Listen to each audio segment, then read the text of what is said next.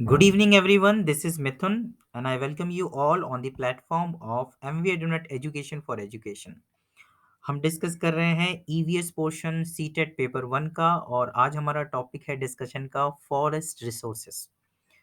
Forest resources हम resources मतलब संसाधन, फॉरेस्ट मतलब जंगल। तो जंगल का संसाधन जो है वो क्या है, ये इंपॉर्टेंट टॉपिक है। इससे भी एक से दो क्वेश्चन हमें देखने को मिलते हैं। चलिए शुरू करते हैं। Many animals need forest to live and survive. जीवित रहने के लिए और सर्वाइवल के लिए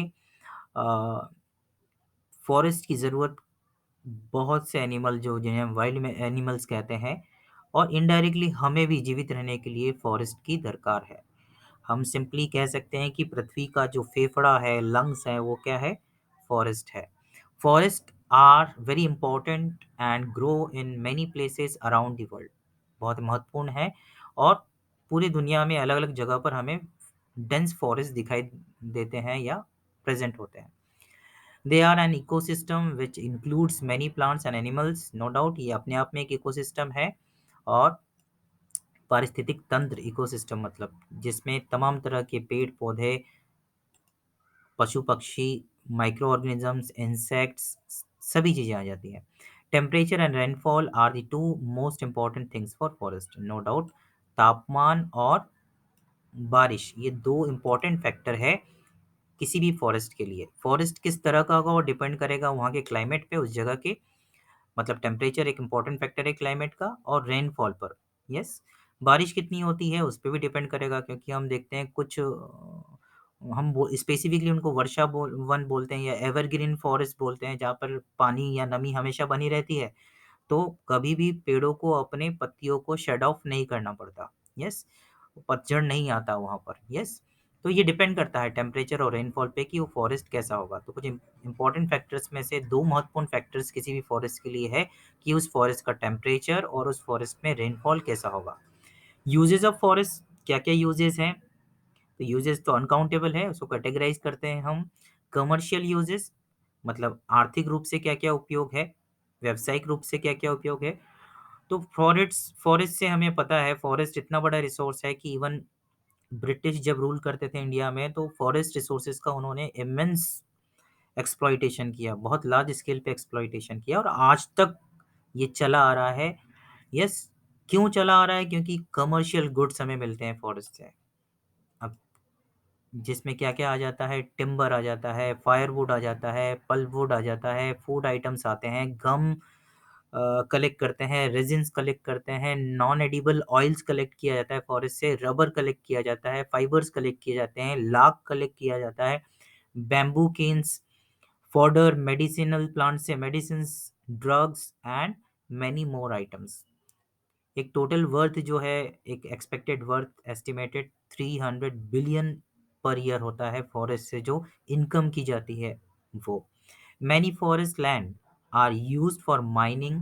बहुत सारी जंगल की ज़मीनें माइनिंग के लिए, एग्रीकल्चर के लिए, ग्रेजिंग के लिए और रिक्रिएशन के लिए और दूसरे डेवलपमेंट ऑफ डैम के लिए यूज़ में लाई जाती है, जिससे फॉरेस्ट को कट किया जाता है लार्ज स्केल पर। जैसा कि अभी हम देख रहे हैं, मध्य प्रदेश में हीरे की खदानों के लिए एक बड़ी मात्रा में जंगल को काटने का या जंगल को साफ करने का एक योजना है, जिसके अगेंस्ट काफ़ी एनवायरमेंटलिस्ट आवाज़ उठा रहे हैं। हम सबको भी इस तरह के इवेंट्स को, इस तरह के प्रोजेक्ट्स को हमेशा नकारना चाहिए, इसके खिलाफ आवाज़ उठानी चाहिए। जलवायु परिवर्तन पे लगातार पूरी दुनिया में हलचल है। कार्बन इमिशन को कम करना, CO2 इमिशन को कम करने पर चाइना और इंडिया पर काफ़ी दबाव है। हम सब जानते हैं अभी कॉट सम्मेलन जो होना है, इसके पहले फ्रांस में हुआ था। उसके जो प्रॉमिसेस हैं उसमें कई कंट्रीज जो है अपनी प्रॉमिसेस को पूरा नहीं कर पा रहे हैं। तो ऐसे बड़े चैलेंजेस हैं हमारे सामने। भारत के कई गांव ऑलरेडी सबमर्ज हो चुके हैं सी वाटर में, ओशियनिक वाटर में, और बहुत जल्द कई गांव डूबने वाले हैं। जो जलवायु परिवर्तन है वो दुनिया का मेजर चैलेंज है आज की तारीख की। तो ये तमाम कमर्शियल यूजेस हैं, और इन सभी कमर्शियल यूजेस के लिए भी फॉरेस्ट को कट किया जाता है या साफ किया जाता है। तो कमर्शियली फॉरेस्ट इन सब काम में भी यूज आ रही है।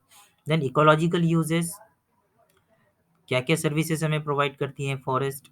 तो प्रोडक्शन ऑफ ऑक्सीजन, ये शायद सबसे इम्पोर्टेंट पार्ट है फॉरेस्ट का, जिसकी वजह से लाइफ जो है अर्थ पर आज भी बनी हुई है।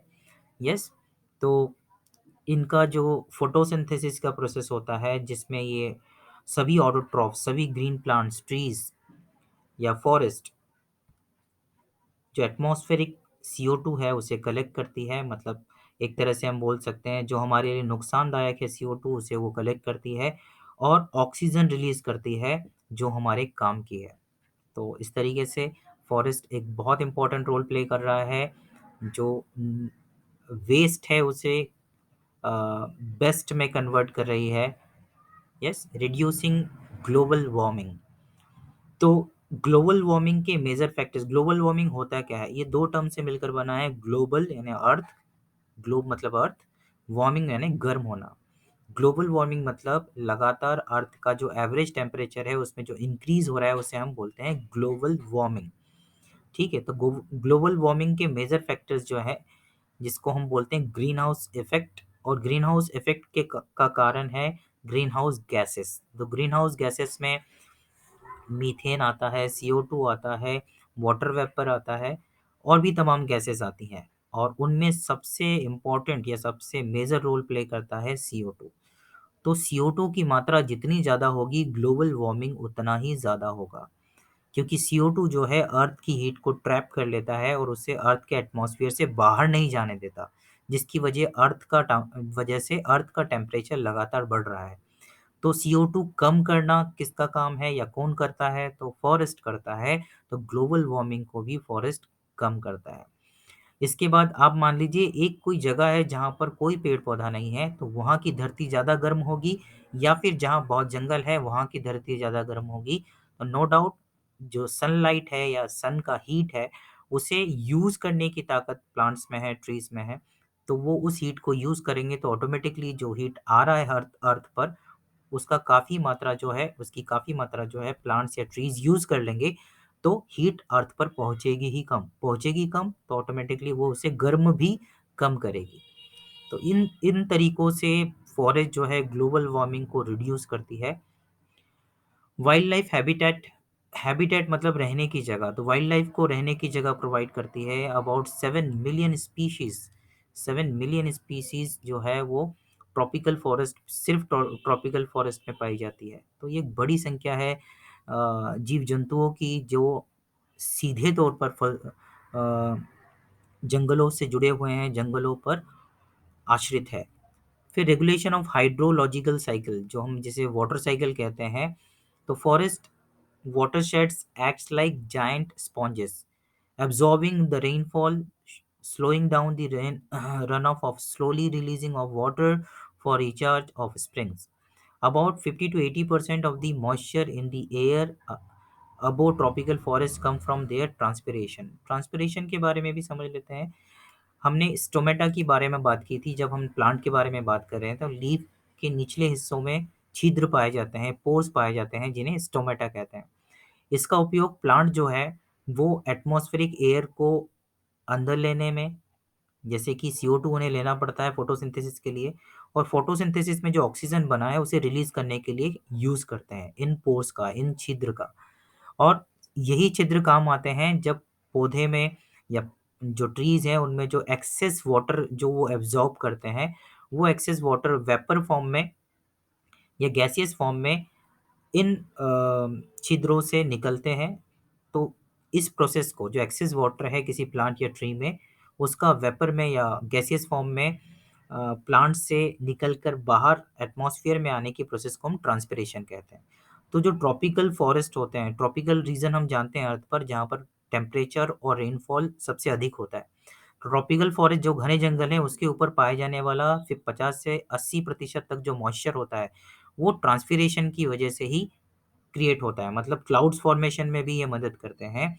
और वाटर जो रेनफॉल होता है उसको उसको एब्जॉर्ब करने में भी स्पॉन्ज की तरह काम करता है। जहाँ पर पेड़ पौधे कम होते हैं वहाँ बाढ़ ज़्यादा आती है, क्योंकि वाटर को एब्जॉर्ब करने के लिए, वाटर को की जो धारा है, पानी की जो धार है, उसको काटने के लिए जंगल एक तरह से बाउंड्री वॉल का काम करती है, और इवन ये पर्कुलेशन में भी मदद करती है। तो पूरे हाइड्रोलॉजिकल साइकिल जो है, वाटर साइकिल जो है, उसको मेंटेन करती है। पानी को एब्जॉर्ब करके वाटर टेबल को भी, अंडरग्राउंड वाटर को भी मेंटेन करती है।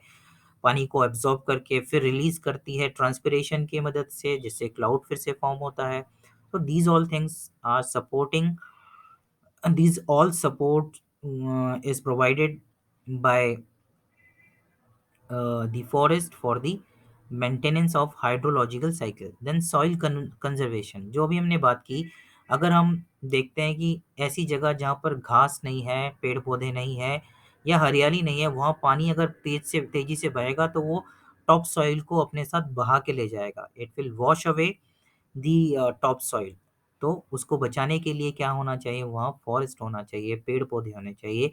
तो सॉइल कंजर्वेशन में ये मदद करते हैं, सॉइल इरोजन को कम करते हैं। Then pollution moderator, forest can absorb toxic gases. Forest जो है टॉक्सिक गैसेस जैसे CO2 के बारे में हमने बात की, को एब्जॉर्ब कर लेता है और एयर को प्योर रखने में मदद करता है। तो एक तरह से लंग्स हैं या फिल्टर है जो एयर को, एटमॉस्फेरिक एयर को प्यूरिफाई करता है, तो पॉल्यूशन को कम करने में मदद करता है। तो ये सब इकोलॉजिकल बेनिफिट्स हैं। हमने दो तरह के यूजेस पढ़े फॉरेस्ट के, कमर्शियल यूजेस, और फिर हमने बात की इकोलॉजिकल यूजेस या इकोलॉजिकल बेनिफिट्स के बारे में।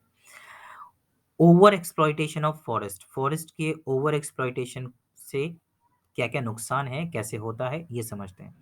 Excessive use of fuel wood, है ना, जंगल की जो लकड़ी है आग जलाने के लिए, फ्यूल की तरह जो लकड़ी होती है, उसके एक्सेसिव यूज़ के लिए जो हरे भरे पेड़ों को काटा जाता है, चारकोल बनाया जाता है। एक्सपांसन ऑफ अर्बनाइजेशन, जैसे शहरीकरण कहते हैं, जंगलों को काट के शहर बसाए जा रहे हैं। एग्रीकल्चर किया जा रहा है जंगलों को काट कर, इंडस्ट्रियल एरियाज डेवलप किए जा रहे हैं। ओवर ग्रेजिंग, ओवर ग्रेजिंग का मतलब होता है आवश्यकता से अधिक चरवा, जो हम कैटल्स को चराते हैं जिससे वो सैपलिंग्स को, घास को खत्म कर देते हैं।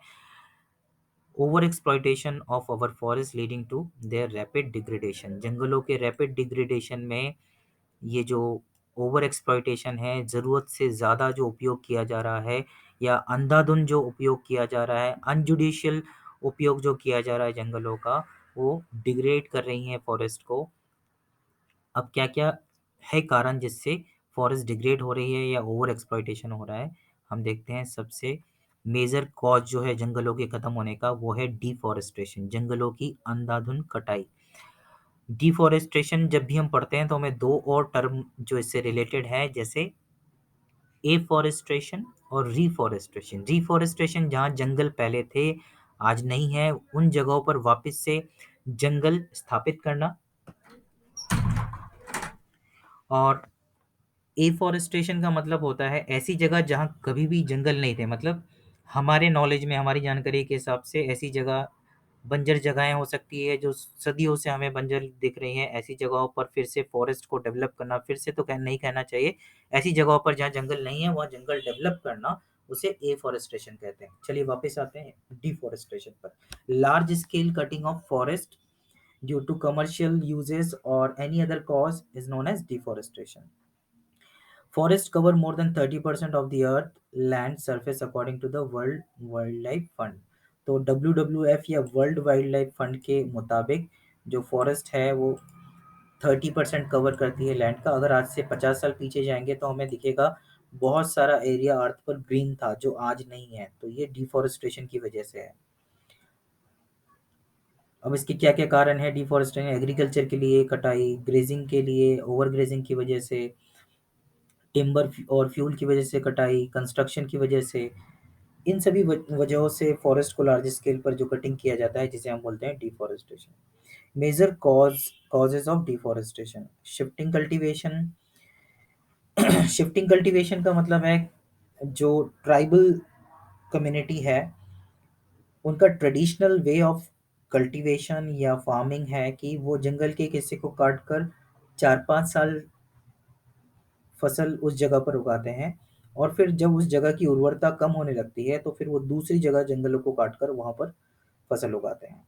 तो ये शिफ्टिंग कल्टीवेशन कहलाता है, ज़ूमिंग भी कहते हैं इसे, ऐसे तमाम नामों से जाना जाता है। In India we have this practice in north east में ये प्रैक्टिस हमें देखने को मिलती है। यस। और इसे हम देख सकते हैं आंध्र प्रदेश में, बिहार में, मध्य प्रदेश में, जहाँ ट्राइबल कम्युनिटी रहती है कुल मिला के, वहाँ पर ये प्रैक्टिसेस हमें देखने को मिलता है, शिफ्टिंग कल्टीवेशन।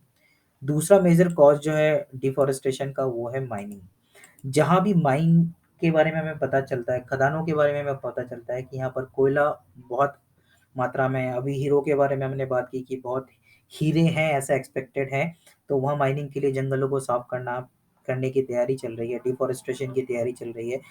तो ऐसी कोई भी जगह जहाँ ये पता चलता है कि लार्ज स्केल पर प्रॉफिटेबल अमाउंट में कोई भी मिनरल अवेलेबल है, जिसे माइन करके एक्सट्रैक्ट करके अच्छा कमर्शियल बेनिफिट उठाया जा सकता है, तो गवर्नमेंट ऐसी जगह पर जंगलों को कटवा कर फिर माइनिंग करवाती है।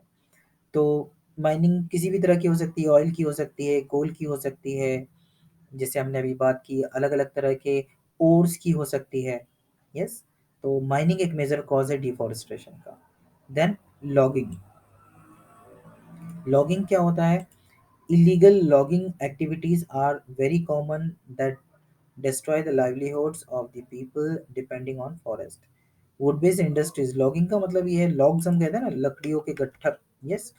तो ऐसे पेड़ों को काटकर उनके वुड का जो यूज किया जाता है, चाहे वो जलाने के लिए हो या वुड बेस्ड इंडस्ट्री हो, जैसे paper industry, matchstick industry, furniture industry, substantial amount of wood supply जिनको चाहिए। Wood is used for fuel most commonly. जंगल की लकड़ी का उपयोग फ्यूल की तरह भी मोस्ट कॉमनली किया जाता है। और firewood and charcoal are used as fuel. तो इस तरीके से चाहे वो फ्यूल की तरह लोगों को यूज़ करना हो, चाहे फर्नीचर और ये तमाम इंडस्ट्री जो वुड बेस्ड इंडस्ट्री है, या जो लकड़ियों पर आधारित इंडस्ट्री है, लकड़ी जहाँ का रॉ रॉ मटेरियल है, ऐसे इंडस्ट्रीज में पेड़ों के लिए लॉगिंग की जाती है। इलीगल लॉगिंग में लार्ज स्केल पर लकड़ियों को काटकर यहाँ भेजा जाता है। अर्बनाइजेशन भी एक मेजर कॉज है डिफॉरेस्टेशन का, क्योंकि शहरीकरण के लिए जंगलों को काटकर वहाँ लोगों को बसाया जाता है, और लार्ज स्केल पर बिल्डिंग्स या फिर हम बोल सकते हैं टाउनशिप डेवलप की जाती है। फिर फॉरेस्ट फायर भी एक बड़ा कारण है डिफॉरेस्टेशन का। हमने अभी कुछ दिन पहले देखा था ऑस्ट्रेलिया में, उत्तराखंड में, अमेरिका में फॉरेस्ट फायर की वजह से बड़ी मात्रा में पेड़ जल गए, खत्म हो गए, और साथ ही साथ वाइल्ड लाइफ भी उनके साथ इस आग का शिकार हुए। Large number of trees every year due to fires in forest in various portions world wide पूरी दुनिया में अलग अलग जगहों पर, स्पेसिफिकली हम ऑस्ट्रेलिया और अमेरिका के बारे में बार बार सुनते हैं कि यहाँ फॉरेस्ट फायर आम बात है। भारत में भी उत्तराखंड में कुछ दिन पहले, कुछ महीनों पहले एक्चुअली, हमने देखा कि फॉरेस्ट फायर जो है उसको बड़ी मुश्किल से रोका गया। ओवरग्रेजिंग मतलब ज़रूरत से ज़्यादा अगर कैटल्स को चराया जाए, तो फिर इन सभी जगहों पर जो घास है वो खत्म हो जाती है, या फिर जो सैपलिंग्स है, जो नए पौधे आने चाहिए वो खत्म हो जाते हैं। मिट्टी की उर्वरता खत्म होती है, जिससे धीरे धीरे फॉरेस्ट जो है वो डिग्रेड होने लगता है। इसके अलावा ग्रेजिंग लैंड डेवलप करने के लिए भी फॉरेस्ट को काटा जाता है। तो ये भी एक महत्वपूर्ण कारण है, ये एक बड़ा कारण है डिफॉरेस्टेशन का।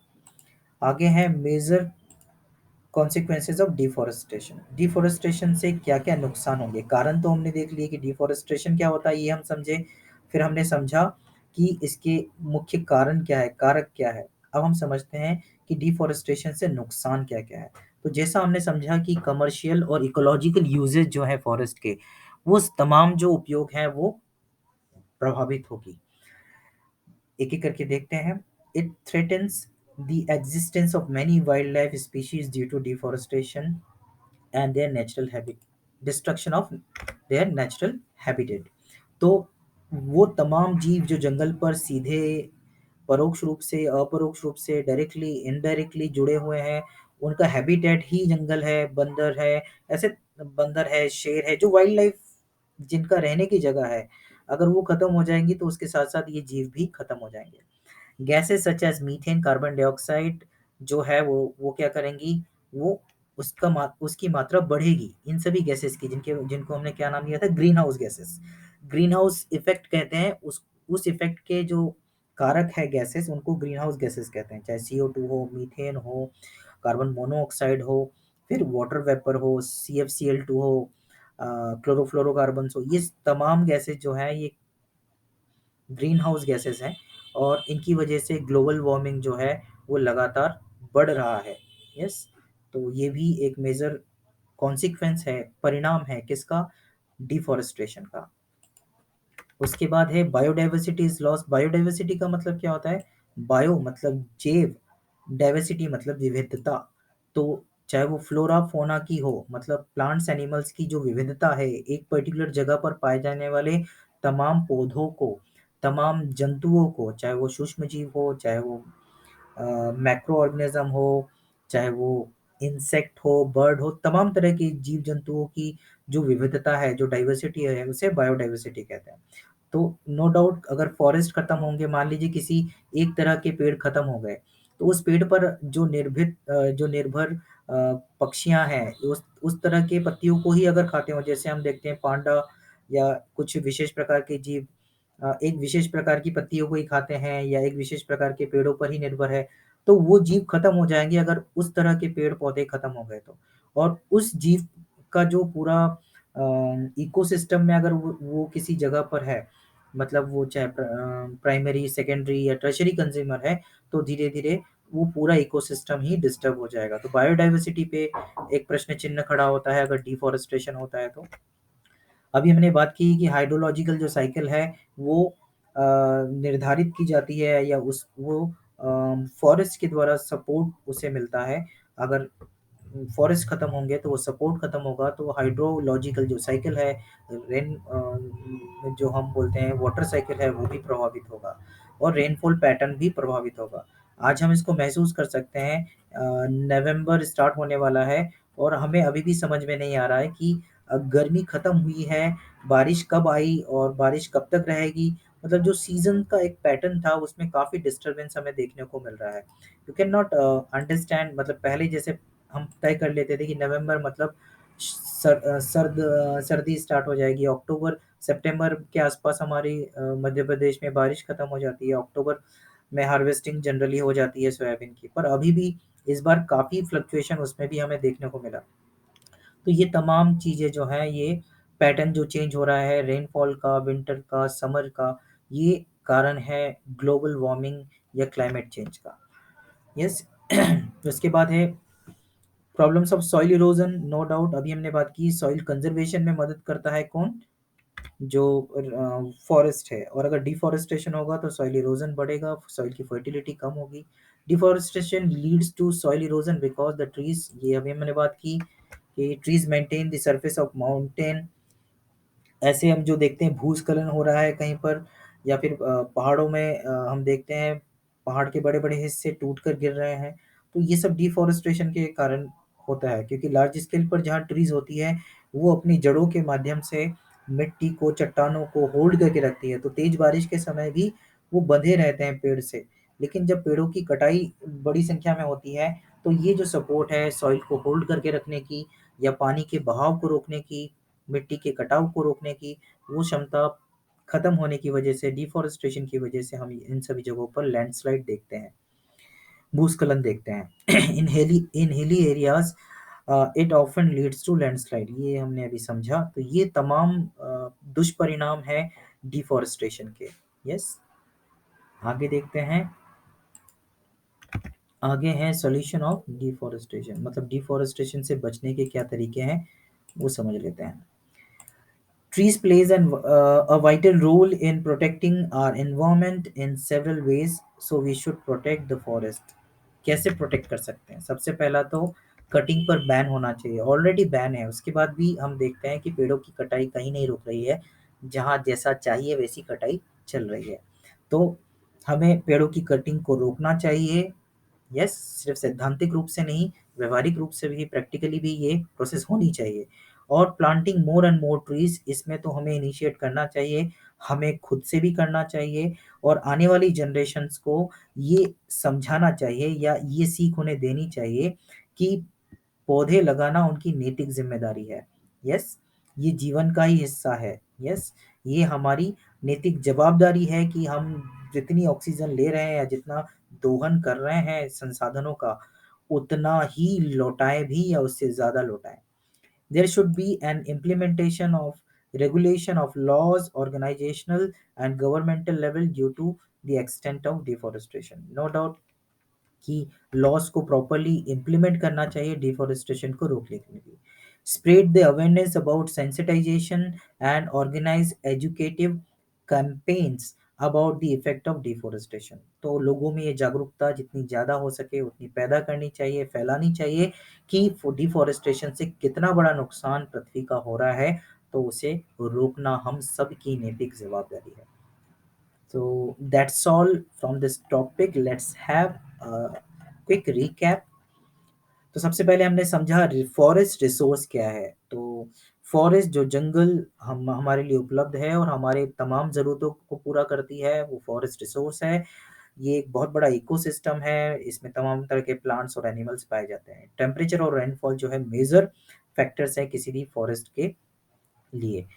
फॉरेस्ट का यूज़ हमने देखा कमर्शियल यूज़ में तो तमाम यूजेस हों, चाहे वो लैक के फॉर्म में हो, फाइबर के फॉर्म में हो, गम के, पेपर पल्प वुड के फॉर्म में हो, फूड आइटम्स के फॉर्म में हो, लिविंग एरिया के फॉर्म में हो, वाइल्ड लाइफ के लिए टिम्बर के फॉर्म में हो, एंडलेस, मतलब इतनी चीज़ें हैं कि हम गिना नहीं सकते हैं। बहुत सारी चीज़ें तो हमें पता भी नहीं होगी।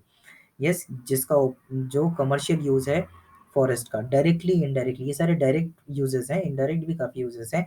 इसमें तेंदुपत्ता सम्मिलित नहीं है। यस, और जड़ी बूटियों के बारे में तो बोला गया है। तो ऐसे तमाम कमर्शियल यूजेस हैं फॉरेस्ट के। रिक्रिएशन में आजकल हम फॉरेस्ट घूमने जाते हैं, जो वाइल्ड लाइफ सेंचुरीज हैं गवर्नमेंट की, वहाँ सफारी की जाती है, उससे भी गवर्नमेंट को एक लार्ज रेवेन्यू मिलता है। Ecological uses, production of oxygen, reducing global warming, then wild life habitat के रूप में, regulation of hydrological cycle, soil conservation और पॉल्यूशन मॉडरेटर।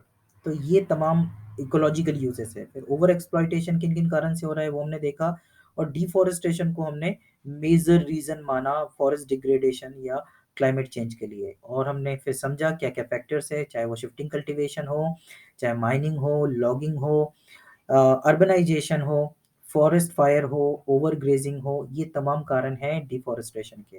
क्या क्या कॉन्सिक्वेंसेस हैं हमने देखा, वाइल्ड लाइफ पर को प्रश्न मार्क होगा, जो बैलेंस है एटमॉस्फेयर का वो बिगड़ेगा, ग्लोबल वार्मिंग बढ़ेगी, यस, बायोडाइवर्सिटी घटेगी, हाइड्रोलॉजिकल साइकिल जो है वो अफेक्टेड होगा, सॉइल इरोजन होगा, डिफॉरेस्टेशन की वजह से हम लैंडस्लाइड्स, फ्लड्स और ऐसे तमाम घटनाएं या डिजास्टर्स की संख्या बढ़ेगी। हिली रीजन्स में लैंडस्लाइड भी डिफॉरेस्टेशन का ही एक कॉन्सिक्वेंस है, एक परिणाम है। क्या सॉल्यूशन है? हम बैन करें कटिंग को और ज़्यादा से ज़्यादा पेड़ पौधों को लगाएं। गवर्नमेंट लेवल पे और व्यक्तिगत लेवल पे भी, ऑर्गेनाइजेशनल लेवल पर भी हमें पेड़ों की कटाई को व्यावहारिक रूप से रोकना चाहिए। अवेयरनेस बढ़ाना चाहिए ताकि लोग पेड़ों की महत्व को समझें, जंगल के महत्व को समझें, और साथ ही साथ फॉरेस्ट या डिफॉरेस्टेशन की वजह से जो नुकसान हो रहा है उसे भी समझ पाए। सो आज के टॉपिक में इतना ही। मैं मिथुन अब विदा लेता हूँ। आशा करता हूँ आज का वीडियो हम सबकी मदद करेगा सीटेट पेपर 1 ईवीएस के पोर्शन में इस टॉपिक से पूछे जाने वाले प्रश्नों को सॉल्व करने के लिए। So thank you, take care, bye bye, वंदे मातरम।